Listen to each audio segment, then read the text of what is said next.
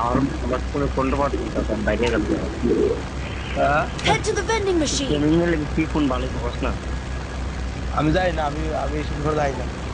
আরে দাও, তোর যেটা ভালো লাগে এটা লো। তারপরে মার্কেটে যাবি, সাজেশন আছে না যে এটা কিনলে ভালো হতে পারে? মার্কেটে যাবি যেটা ভালো লাগে লইবি। আমি যেটা চালাই আমি তো কইলাম এটার কথা। আমার সেটা ইনফিনিক্স মানে আমার প্রস্তাবটা ভালো পড়ছে আর কি।